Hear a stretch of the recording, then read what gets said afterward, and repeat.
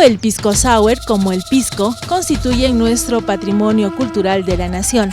En los siguientes minutos de patrimonio los invitamos a disfrutar de los aromas, sabores de esta bebida nacional, pero además de este cóctel bandera del Perú.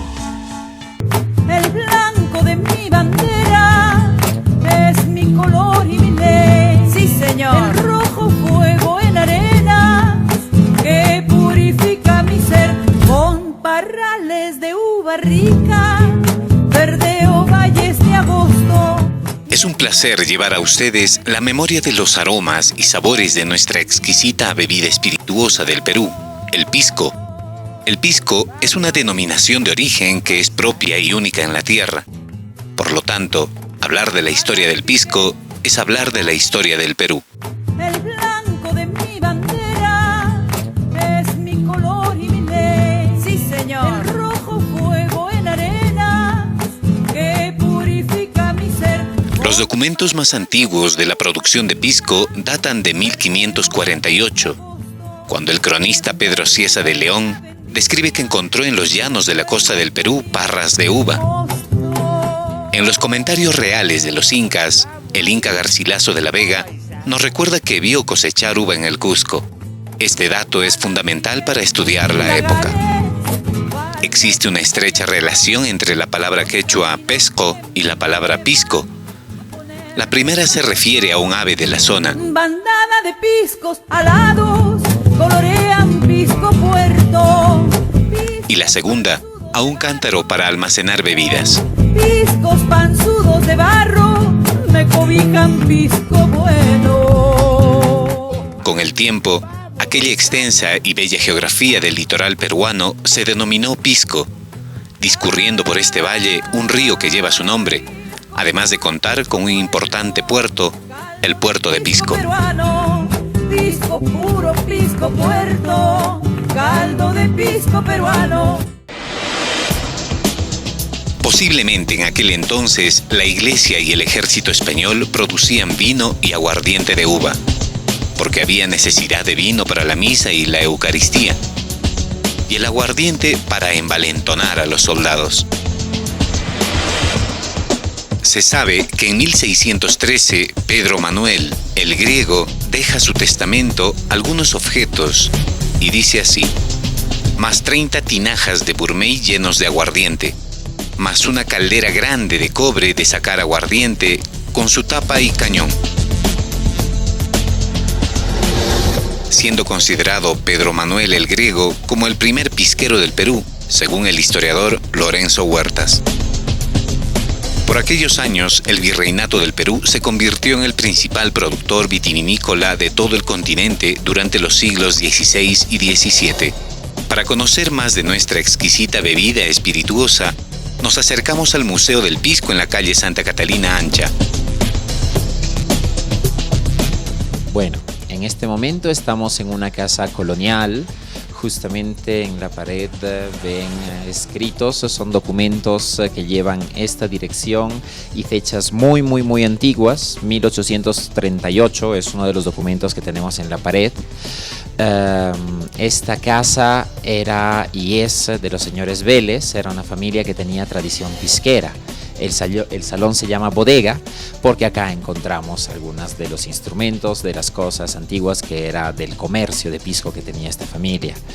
La casa tiene alrededor de los 400 años y todo este salón es alrededor del pisco.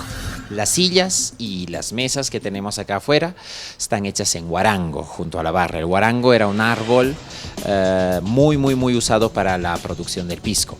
¿Por qué? Porque tenía una madera muy densa. La madera densa quema harto tiempo con una temperatura bastante estable. Perfecto para destilar licores. Ahora la madera ya no está muy usada y está en vía de extinción el árbol, y entonces hace parte de la tradición pisquera, pero ya no se usa para hacer el pisco. El Museo del Pisco está abierto desde el 2012. Comenzó con el pequeño cuarto que está al inicio y el sótano. Este fue el último salón que se abrió. El propósito de este negocio justamente es llevar el pisco al mundo, presentar el pisco al mundo. Este sitio lleva orgullo, primero que todo, como peruanos, y en el pisco, que es el destilado más puro en la cara de la tierra. Pasión ante a lo que son destilados, es degustar, encontrar experiencias diferentes en las copas, y finalmente placer en el tomar, que creo que es algo que compartimos en más personas. Pero, ¿a qué se llama denominación de origen? Y ya, bueno, la denominación de origen es una titulación mundial de garantía. Se tiene que reconocer en los diferentes países y es la nación que la declara. Para declarar una denominación de origen necesitamos un sitio geográfico con un nombre característico, características del suelo y del clima y una tradición.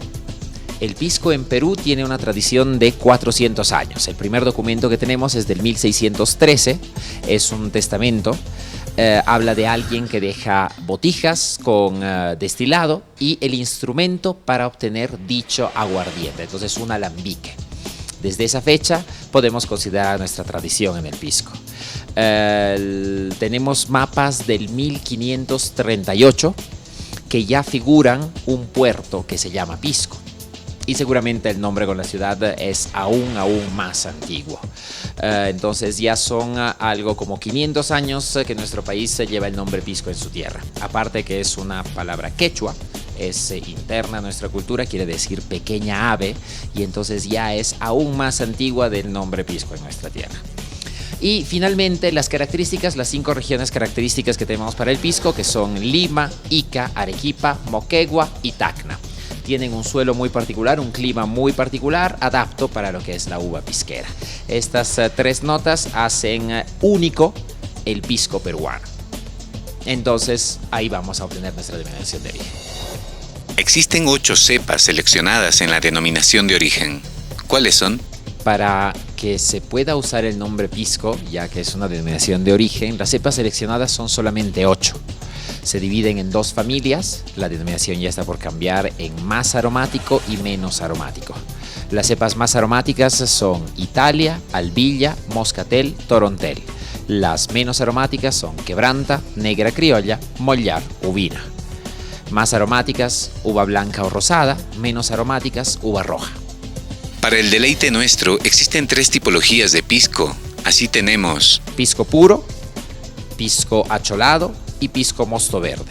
El pisco puro es un pisco que terminó su fermentación, su periodo de fermentación, y es monovarietal. Entonces de cada uva vamos a sacar un pisco puro.